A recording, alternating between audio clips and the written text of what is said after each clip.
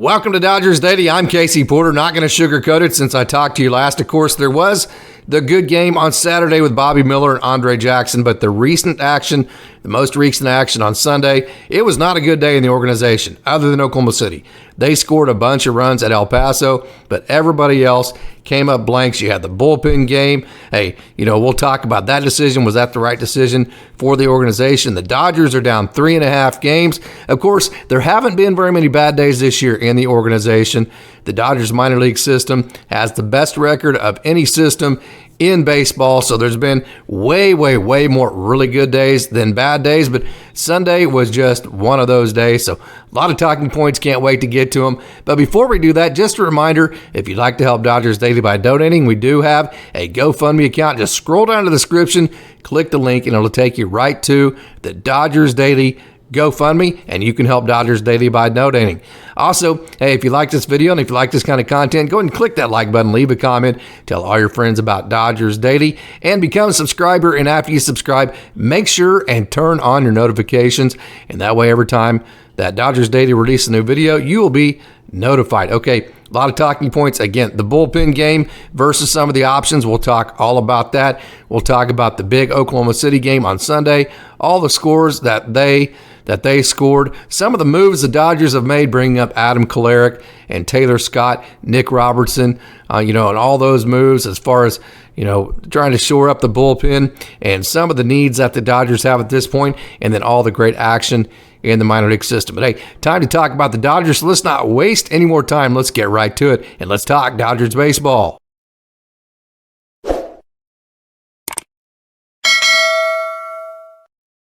So the Dodgers dropped to 37-29, and it was a disappointing road trip, no doubt about it.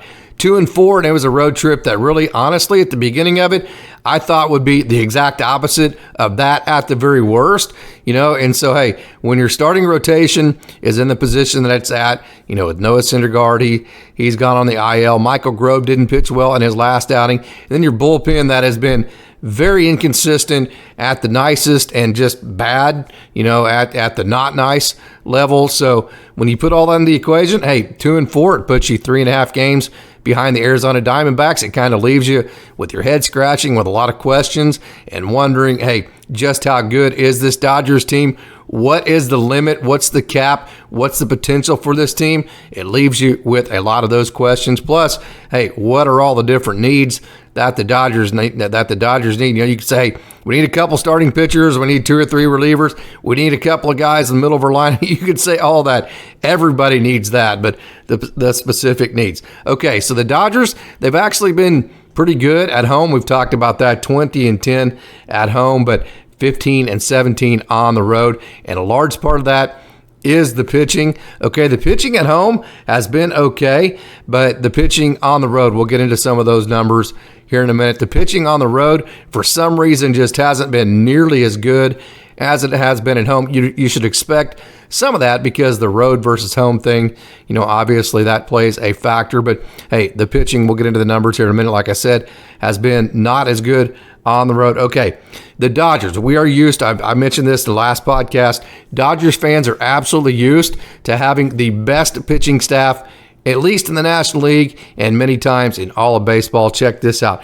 The Dodgers have been first in the National League in ERA from 2017 all the way through last year. This year, the Dodgers are 11th in ERA. That's ERA, I should say.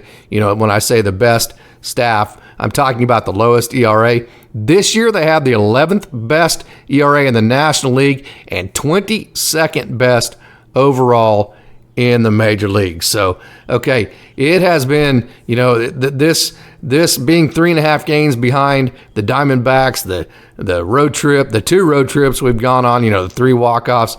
I know Sunday it was a bullpen game, needed to score more, but by and large, the issues the Dodgers have had, when you look at it as a whole, have come from the pitching staff and not pitching the way that we are accustomed to Dodgers pitching staffs pitching in the past. Okay, Dodgers overall ERA is 4.49. That is 22nd. The starters ERA is 4.29. That's 16th. And the bullpen ERA is 4.76, which is 27th. Okay, so the bullpen, you got to figure it out. You got to shore it up.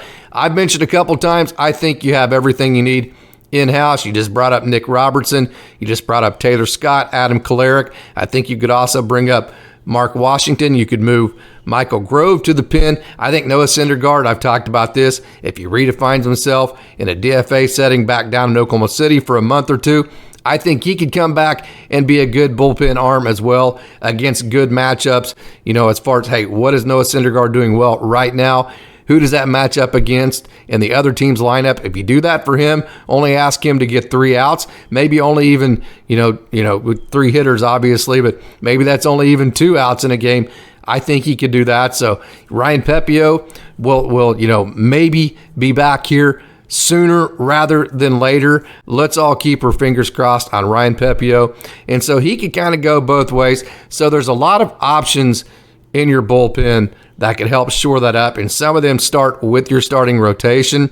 Okay. And then you need to get Julio Urias healthy, obviously. So if you get him healthy, you have him. He's a bona fide ace. And you have Clayton Kershaw, who's a Hall of Famer. Then you have Tony Gonsolin, who pitched at a Cy Young level last year. And then you have Bobby Miller, who's off to one of the best starts of any rookie in the history of time. And then if Ryan Pepio gets healthy, okay, he has a lifetime 3.47 ERA. I know it wasn't really efficient looking, but the bottom line is he kept the other team scoring at a pretty good clip, 3.47 ERA, which, if you took all the qualified starters this year in Major League Baseball, that 3.47 ERA would be a top 30 ERA of any pitcher in the game. So if you plugged that ERA into your 5 spot and you combine that with the way Bobby Miller's pitching, okay, Clayton Kershaw, who obviously is a Hall of Famer, Tony Gonsolin, who when he's healthy, we know he's been very, very good, and then Julio Urias, if he can come back and get back to the form he was last year, that is a really, really, really good starting staff of 5 guys. Okay, then you move Michael Grove to the pen, maybe a Noah Syndergaard. Okay, Taylor Scott, we'll see what he can do before the trade deadline. I know Nick Robertson gave up 3 runs on Sunday, but he has a lot of potential to be good as well. I don't think Caleb Ferguson will continue struggling. Evan Phillips is obviously very good. So, hey, the potential is there. I think the pieces are there. Just got to put them together. Just got to get everybody healthy and got to get some momentum going towards this. But as of right now, as it states right now, the bullpen for the Dodgers, point blank, there's no other way to put it, they are not good right now. They are 27th in ERA in all of the game of baseball. And quite honestly, the starters are below average, okay? ERA of 4.29, that's 16th in baseball. So, hey, it all starts with pitching. You can score. The offense is good. The offense has scored the second most amount of runs in the National League. So, hey, it's been boom or bust, and I've complained about the fact from time to time that, hey, I like the Dodgers when they play better team offense, and it's not just so boom and bust, but by and large, okay, you have to be happy with the way the offense has played this year, okay? Because, like I said, second in the National League in runs scored. Okay, let's back up to Bobby Miller. How good has he been? He's allowed 3 earned runs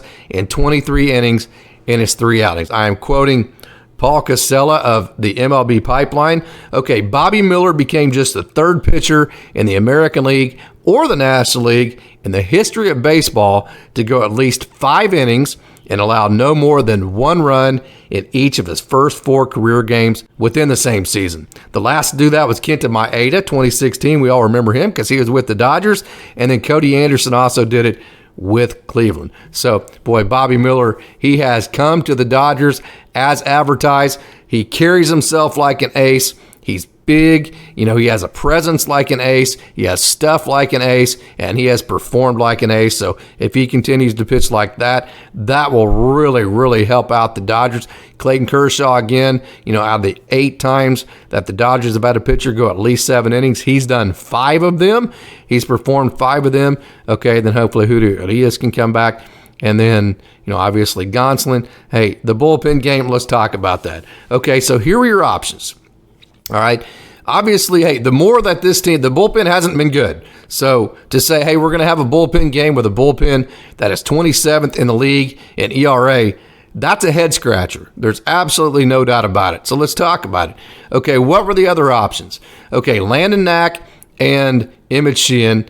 All right, those were your two options from the AA level. And then Matt Andriese, in my opinion, was your option from the AAA level. And he actually pitched yesterday at El Paso, and he went 5 innings and gave up 4 runs. His ERA at the AAA level is like 4.28, something like that. Okay, so, hey, yes, the bullpen game, hey, it's a head scratcher. You're 27th in the league in ERA. The more you have to use your bullpen, Dave Roberts, it seems like every game talks about, hey, when we have to cover more than 3, certainly 4 innings in a game, it gets really difficult. So why would you make the decision to cover 9 innings? Okay, well, because that just tells you the Dodgers didn't feel like they had any other options. They didn't feel like Matt Andriese was a realistic option. They didn't feel like either one of the AA guys at this point, landonknack through Saturday, so they would have had to have held him out of his Saturday game. They didn't feel like, him or emmetsheehan was a legitimate option, or William Cuevas or Robbie Erlin or any of the other guys, or Gavin Stone, who has struggled in his last 2 outings since going back to AAA. So this wasn't a decision of, hey, we think it's a good idea to have a bullpen game. This was a decision of, guys, I don't think we have any other options at this point that are any better. So at the very least, let's get through Sunday healthy. Let's get back to Los Angeles. Let's throw Tony Gonsolin. We have a part of our schedule that favors us. As a matter of fact, if you look at the schedules, some of the services that actually rank schedules have the Arizona Diamondbacks for the remainder of the season ranked as the 3rd hardest schedule in all of Major League Baseball, whereas they have the Dodgers ranked as the 3rd easiest. Okay, so most of the schedule ranking services as far as strength of schedules have the Dodgers with a significantly easier schedule for the rest of the year. So, hey, let's just not, Tony Gonsolin was on regular rest, yes, but as Doc said, he hasn't been recovering full body, as quickly as we would like. So, hey, let's just take our medicine. They went big picture with it. Hey, I don't know how much longer they have in this season to have a big picture mentality, but Sunday was certainly that. Let's get through it healthy. Let's have a healthy Tony Gonsolin going back home. Let's use the fact that, hey, we just need to get healthy and get on a roll. We have a better looking schedule than the Diamondbacks. We're probably still the odds-on favorites to win the NL West. Let's play the big picture game from that. And let's do that because, like I said earlier, we don't have any other options. Andre Jackson had already pitched on Saturday, so he was another starter that you could have maybe started. I thought they might have started Nick Robertson because he's done that opener role and seen if he could have gone maybe 3 innings. Okay, so that's why they went with the bullpen game. It didn't work. But having said that, okay, any game that you score with the Dodgers the way that the Dodgers, either whether it be the bullpen or the starters, any game you play, if the Dodgers only score 3 runs, the way that they're pitching right now, you're probably not going to win the game anyway. So although the bullpen game was controversial, it might have made you scratch your head, might have made you wonder what in the hell was going on. Okay, in the end, only scoring 3 runs probably didn't matter a whole lot anyways, the way that any of the pitching has been working out, save maybe, the starts of Bobby Miller and a couple by Clayton Kershaw and maybe even a Tony Gonsolin, that kind of deal. So got to score more than 3 runs, although the offense has been very good all year. Okay, how about Andre Jackson? Okay, I've talked about in the past. Matter of fact, the last time I talked about him, a couple of weeks ago on a podcast, the one comment I made was, I promise you that this guy is a fighter. He will get his head back above water, and by golly, he did that. He threw 3 scoreless innings in the game Saturday, and it was just wonderful that the Dodgers only had to use 2 pitchers, 1 reliever who got optioned straight back down to AAA Oklahoma City. Right after that game, the Dodgers optioned Jackson back down. They brought up Adam Kolarek for the bullpen game on Sunday. So it stressed your staff absolutely zero going into that bullpen game on Sunday, then the off game on Monday. The Dodgers are going to be loaded for bear come Tuesday. They are totally loaded. Everybody ready to go and ready to go on a run with the White Sox. Need to sweep that series. Then you have the Angels, and then I believe it's the Astros after that. So really, other than the Astros coming up, then you have the Rockies and the Royals. Man, I've talked about it a couple times.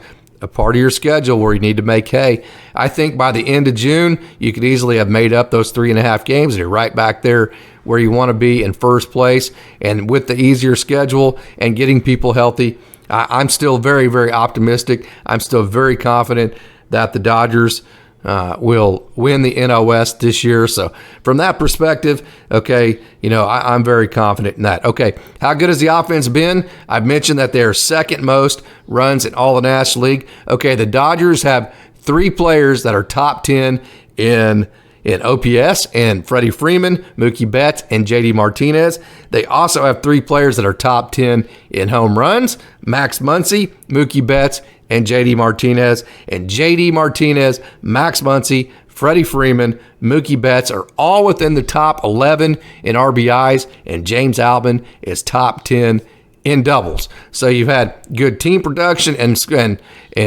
scoring runs. You've also had good individual production from your dudes. JD Martinez, Freddie Freeman, Mookie Betts, Max Muncy strikes out a lot. His average is under 200, but you got to admit, he drives in a lot of runs and he hits a lot of home runs. So he's one of those head scratchers too. He's kind of like that bullpen. It's like, what do you do with this? The average isn't very good. There's a lot of strikeouts, but there's also a lot of production when he's not striking out. So, hey, Max Muncy's one of those deals where every single day it's like, what do you do with that situation? So, like I said, the offense has been good. But again, bottom line, 37-29, 3.5 games behind the Diamondbacks, but a favorable schedule coming up in the near term and in the future. So that's our talk on the Dodgers. Time now to transition to the minor leagues. So let's not waste any more time and let's take a trip down on the farm.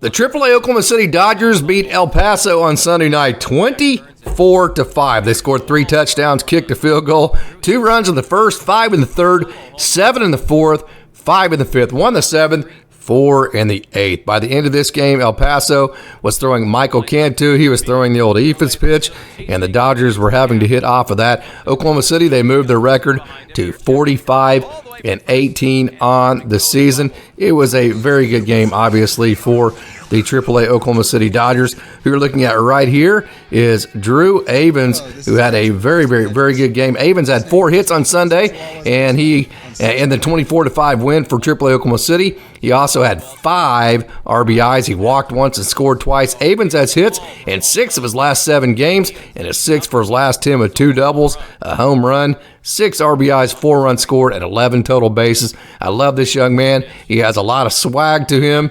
He has a lot of just grit. Matter of fact, he was named by his teammates on the all-grit team as the number 1 grittiest player in the entire organization. He can bunt, he can run, he can steal base. There's that Ephus pitch for Michael Cantu I was talking about just a minute ago. He plays great defense. He does all the little things that, in my opinion, the Dodgers offense sometimes don't do. So very high on Drew Avans. He had a great game, 4 hits. Attaboy, Drew. Michael Busch, believe this or not, yes, he had 3 more hits yesterday or Sunday, including his 15th double and his 6th home run of the year. Michael Busch is hitting .310. His OPS is .945, and he's hitting .500 so far in the 6 games he's played in June. Okay.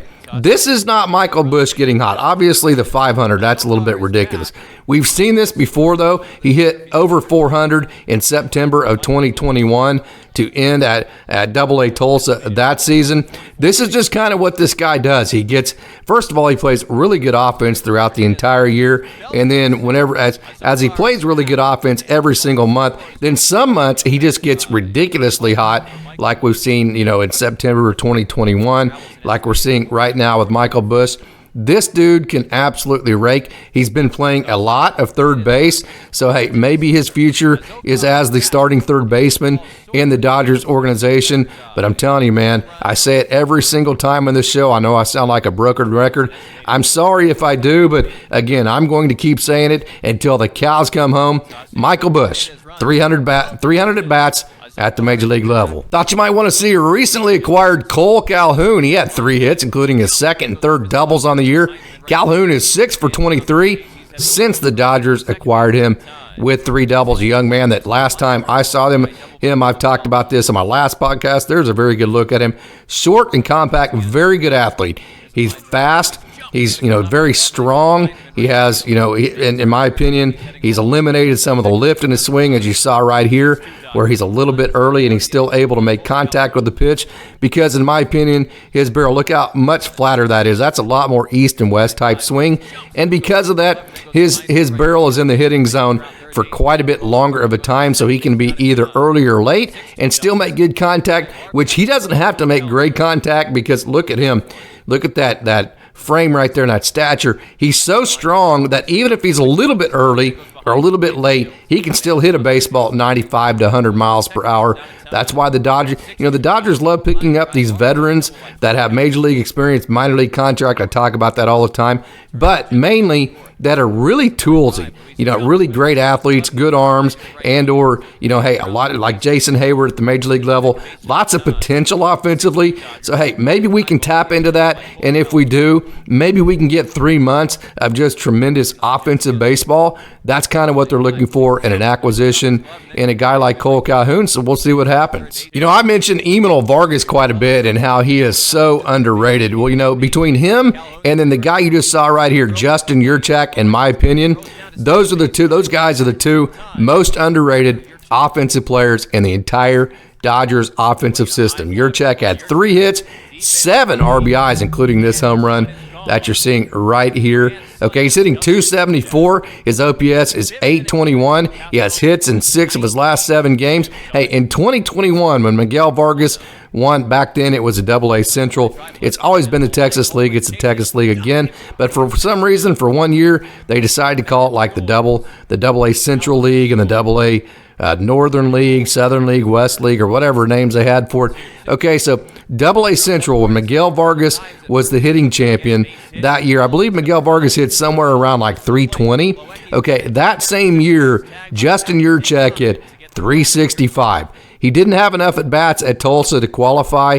He wasn't a qualifying player because he came up from Great Lakes like in late July. Okay, but between both levels, he hit 365 in 2021. Last year, about this time last year, he was hitting like a $120. He got off to an amazingly slow start. And then the last 3 months of the season, he kicked it right back into gear. He got his average all the way back up to 282 last year. But again, another one of those guys that, hey, he's a guy that's not going to hit a whole lot of home runs. He's going to hit maybe 7 to 10 home runs a year. He does play first base. He really doesn't play another position. So that's why he's underrated, is because he's a guy that, as far as the Dodgers system, a system that likes the slug, he's kind of one of those guys that's a tweener guy. He plays a position that the Dodgers are going to expect slugging and home runs from, and instead of hitting home runs and slugging, he just is a really great hitter. So, kind of a mismatch there as far as the organization goes. So I'll be curious to see if he gets picked up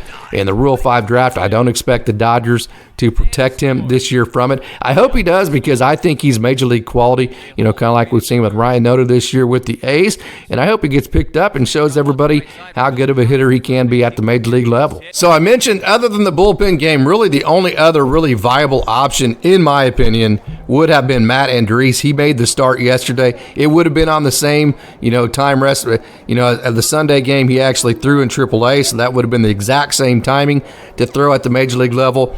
I'll promise you they chewed on that. I'll promise you they almost made that decision. I'll promise you that was a very tough decision for them to make, but in essence, but in the end, they chose instead to go with the bullpen game. Okay, and Matt Andriese threw yesterday at El Paso, and he threw 5 innings, and he gave up 4 runs. Okay, so his ERA at AAA Oklahoma City is 4.50. His WHIP is 138. So, hey, man, it's not like he's just knocking the doors down and making you go, hey, well, we got this guy that nobody's scoring on at the AAA level.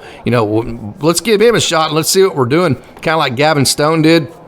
It wasn't a situation like that. So, again, the Dodgers, the bullpen game is kind of a head scratcher because of the way the bullpen is pitched. But again, all right, if it's not a bullpen game, what other options did they have? I would be curious to hear what maybe I'm missing some that I'm not thinking of. If you can think of one, hey, leave a comment, let me know. The Drillers have hit a bit of a rough patch, especially pitching lately. I've talked about everybody's kind of taking their turn pitching, and they've had, the roughest stretch of the year for them, but still, they have been a fantastic team this year. They're 37-20 on the season. Who you're seeing right here is Kyle Hurt. Kyle Hurt has reached as high as 99 this year, and when he's in the strike zone, he is very tough to hit. Look at that really, really nice changeup. He had a lot of trouble that pretty much, to be honest with you, he kind of created on his own by not throwing strikes early in the game, and lo and behold, he just bared down, went right to work, started throwing those 99-mile-an-hour darts, the very good changeup, and ended up having a four-seam up in the zone right there that you just saw. Having a very good outing by striking out 8 in his 4 innings and giving up just 1 run and 3 hits. Look at that riding four-seam up and in. That is not a pitch that a hitter can hit. If you swing at that, you are out. Then when he matches that with that really good changeup you just saw and that run to the fastball to the arm side, very good. Okay, Hurt now has 63 strikeouts in 36 innings. You can see when he paints that 4-hole right there with the fastball, then rides it up and in, and then rides at the top of the zone like that, and then drops that changeup in. You can see why he has the 63 Ks in 36.1 innings. So, hey, keep up the great work, Kyle Hurt. Mentioned him just a minute ago as being one of the most underrated offensive players in the entire system. Well, how about 3 hits on Sunday for AA Tulsa, including his 10th double that you're seeing right here for Emanuel Vargas. He has 10 multi-hit games now on the year and 3 hits in a game on 3 different occasions so far. So Emanuel Vargas, I call him a machine because he's so great. Not only is he just a really, really good hitter, he's also just great at getting on base. He's the typical Dodger offensive player, doesn't swing at balls outside the zone. He really grinds the pitch count of a pitcher, even at bats where he gets out there 5, 6, 7 pitch at bats, because he makes the pitcher throw strikes. He does not allow a pitcher to beat him with the pitcher's pitches that aren't in the strike zone. So Emanuel Vargas, very underrated offensive player. So let me say this, not only underrated, how about we just say he's a very good offensive player. Eddie's Leonard hit home run number 7 for AA Tulsa. Kapow, right there, 3, 2, 1.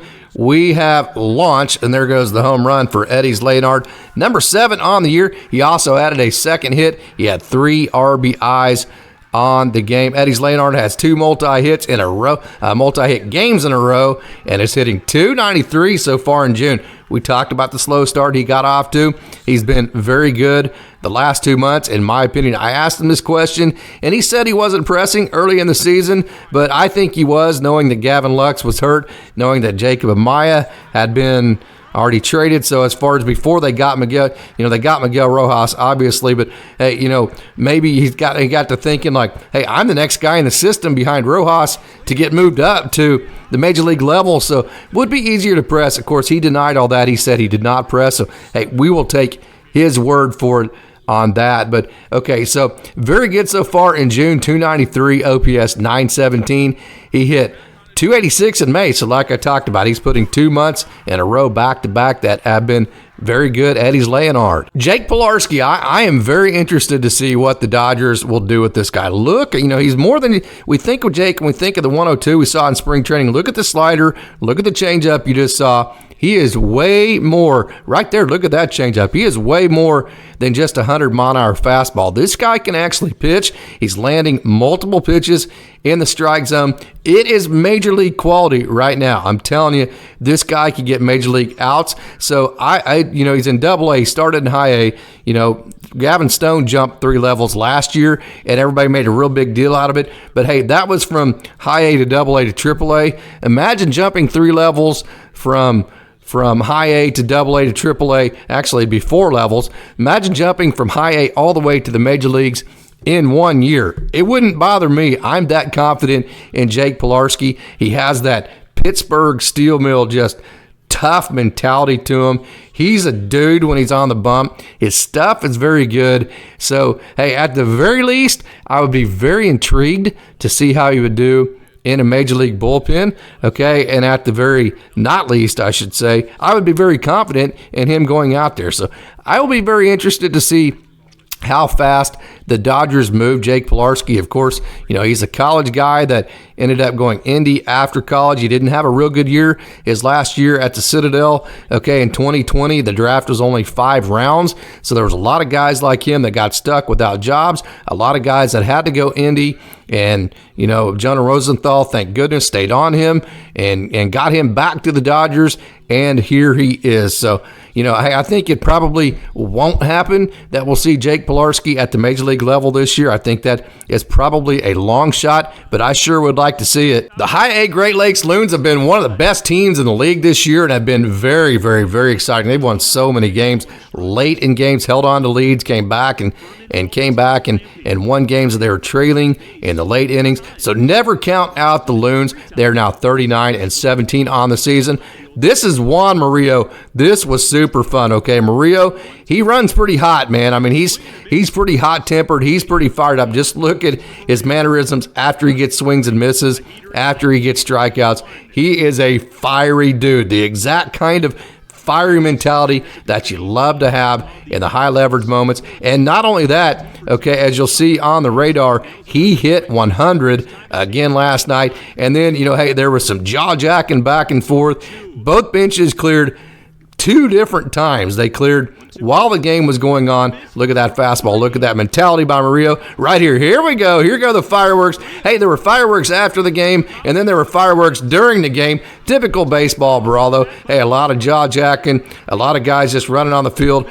Thank goodness, no punches thrown. And believe it or not, okay, the game resumed after this. And watch this. Morillo, good night. See you later. Hey, we're headed to the house because you are out. Juan Morillo, well, I'll tell you what, you're seeing 96 right there. 90, that's actually incorrect. Okay, that 96, Brad Tunney was on the broadcast, said was 99. So that 96 was 99. That 97 would be 100. That radar gun at Great Lakes isn't always accurate. So, hey, look at that fiery Juan Morillo. Put this guy on your radar. He is super fun. Must-see TV. That's Dalton Rushing trying to calm him down. And good luck with that because Juan Morillo had a lot of adrenaline. Luisdiaz had 2 hits for Great Lakes on Saturday night. These are all Saturday night games. They did not play on Sunday because they got rained out. Okay, and Luisdiaz has just been fantastic. He has back-to-back multi-hit games. He has hits in 14 of his last 15 games. Kind of like Eddie's Leonard. Started off very slow. You're wondering, is this going to be one of those down years for Luisdiaz? Man. About 6 weeks ago, or about 4 weeks ago, he really got, there's TY right there, got things going, and boy, since he got it going, he has been hot ever since. So, hey, keep up the hot bat, Luisdiaz. In the broken record section of the day, hey, I have talked about Alexfreeland's power, his potential, and how it is big time. Last time we saw him on Dodgers Daily, he was hitting the top of the scoreboard left-handed. Now you're seeing him hit a home run right-handed. Alexfreeland, okay, man, this dude has a lot of power. He has an OPS of 1,000 this month in June, 7 home runs, and RBI so far. So he has 7 RBI so far in June, 7 home runs on the year. So Alexfreeland, again, the young man out of UCF, showing off his power. Damonkeith, another guy who got off to a slow start here in 2023, has woken up that bat, and since he's woken up that bat, just like Eddie's Leonard, just like Luisdiaz, he has been on a tear. The young man out of Cal Baptist, one of my favorite young hit tools. I will say this, okay, in my opinion, sometimes he gets pull happy. When he gets pull happy, he gets a big time negative bat angle, and he also lifts. I talk about that all the time. That was, in my opinion, some of his issues early on the season. To me, going right back up the middle, staying in the middle of the field, at least trying to, okay, it keeps him from flying open and lifting way too much, and then also it keeps him through the baseball where he can just absolutely obliterate home runs. Doesn't mean you're not going to pull the ball. It just means that you're going to stay through the ball and actually hit it that much further when you do, just like we saw Damonkeith on that home run. He has been absolutely raking. He had 3 hits on Saturday night. That's his 10th. As far as those 3 hits went, I should say, let me back up. I kind of butchered that. Okay, out of his 3 hits, he had his 10th double and 9th home run. Okay, and this was his 2nd consecutive 3-hit game, his 5th game in a row with a hit. Okay, and he's raised his average almost 100 points in the last month. So damonkeith, keep raking. Seems like every time we do a Dodgers Daily podcast, chrisnewell has found his way onto it. Boy, look at that beautiful swing going opposite field. We've seen him hit the 17 home runs. Now you see him just slap the ball to the opposite field. That is the type of dynamic offensive player that chrisnewell is. 17 homers, 279, 9 stolen bases. He has hits in 5 games in a row, 2 multi-hit games in his last 3. He can do it all. Again, he can steal bases. He can hit home runs to the pull side. He can hit home runs dead center. He can hit home runs to the opposite field. He can pull the ball for base hits. And then we can see right here, hey, he can just flip one into left field. Right, just like we just saw it right there on a pitch on the outer half. Just flip it into left field for a base hit. So chrisnewell, a very complete offensive player. Trust me, he's going to keep rising through this system. He is absolutely legit. Remember the name, chrisnewell. Daltonrushing had 2 hits on Saturday night, including his 13th double, and he also had 2 ribeye steaks. Rushing, well, we saw him throw from his knees last time we talked about him here on Dodgers Daily. Now you're getting to see his opposite hit tool. His OPS is up to 945, and he's hitting 400 so far here in June.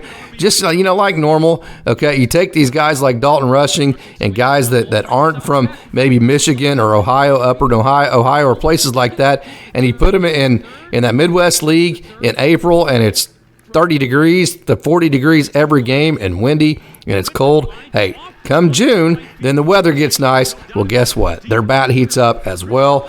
Most of these guys are on that plan. Okay, again, he had 2 hits Saturday night, including his 13th double and the 2 RBIs like I mentioned. Okay, so how about this? He's hitting 400 this month. His on-base percentage so far in June, 563. So, hey, this dude, we know Daltonrushing, he can absolutely rake. We saw the fireworks both on the field and off the field with Juan Morillo. We saw the home run by damonkeith. We saw the double by Daltonrushing. We've seen all this action. Hey, it would be easy to forget that Orlando Ortiz, he actually was the player of the game. He went 4 innings and he went scoreless and actually got the win to move to 5-1. What has been the key to his success? No doubt about it. Hey, he's been very, very, very good as of late. Check this out. He's walked just 1 hitter, Orlando Ortiz has, in his last 19 innings, and he struck out 15 during that stretch. So, hey, congratulations, Orlando Ortiz. He was, in no doubt about it, the player of the game in this game. Did a wonderful job. So you don't see it on this video, but 1 pitch before that, tayloryoung fouled a pitch off his foot and was hobbling around and could barely even move, okay, and he's actually just hobbling into second base right now as we speak, okay, and then right after barely even being able to walk, he points to his ankle right there, and he's saying, hey, not going to bother me.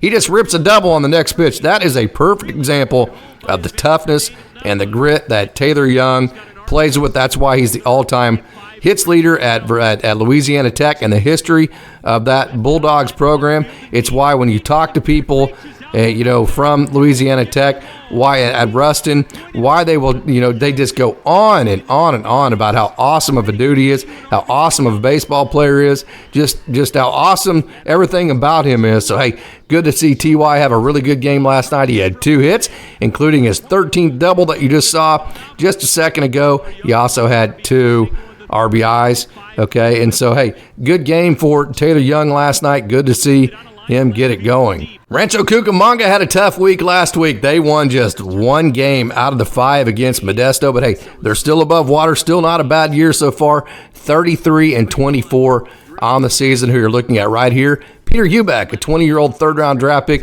2021 big arm. Hey, some ups and downs for him this year, no doubt about it. He gave up 3 runs in the performance that you're looking at here, but hey, it's at this level, it's not necessarily about results as much. Don't get me wrong, results matter. You have to learn how to win. You have to learn how to be successful. But hey, there is a large process underway. And what peterheubeck is doing this year, I talked to him in the offseason.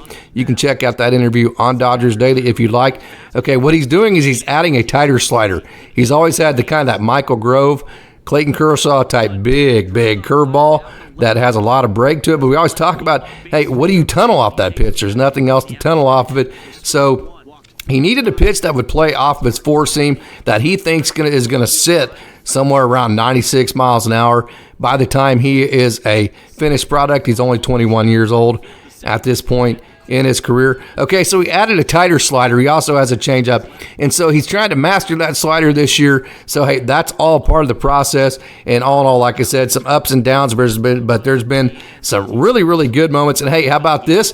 He had a full ride to Wake Forest whenever he actually got drafted in the third round by the Dodgers. Of course, when you get drafted by the Dodgers, number one, the Dodgers were his mom's favorite team. And then also when it's in the third round, pretty easy decision to make. But hey, a full ride at Wake Forest is nothing to sneeze at. They have it going on right now. They are the number one seed in the college baseball tournament right now. They have already qualified for the College World Series. And can you imagine if you added peterheubeck to that rotation? You know, Peter would be, a junior right now? At Wake Forest, they would be just absolutely incredible. So, hey, big arm for Heubeck, big breaking ball, good changeup, mastering the slider, big future for Peterheubeck. Thayronliranzo had a hit and was on base twice for Rancho. Liranzo, hey, just 19 years old. I talk about it quite a bit with him.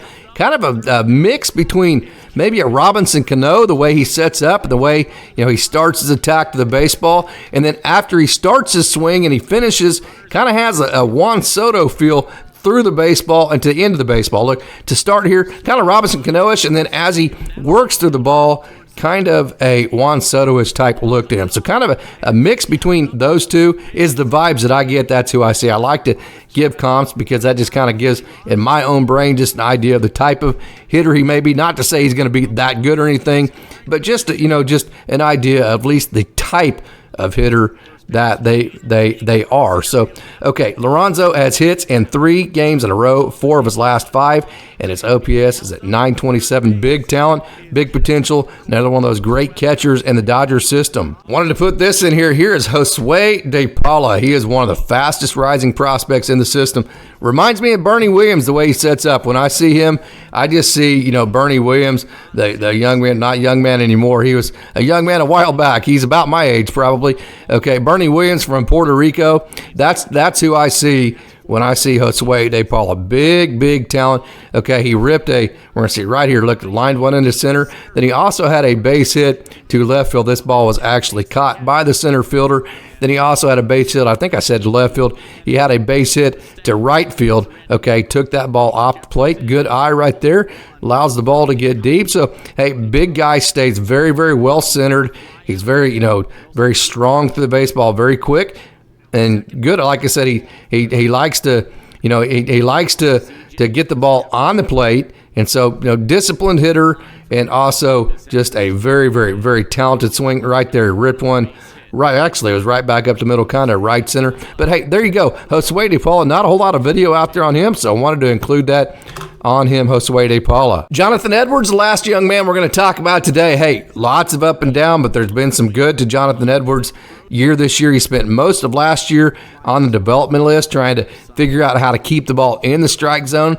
At times this year, he's been completely dominant. At times, he's lost the strike zone. Okay, so it's kind of one of those up and down deals yesterday. Or this year. Yesterday was definitely an up. He went 2 innings, scoreless, didn't give up a hit. And like I said, hey, shown flashes of very good. Hopefully, this performance yesterday, he gets the momentum from it, and it helps him turn the corner for the year. Jonathan Edwards, young man out of Georgia Southern.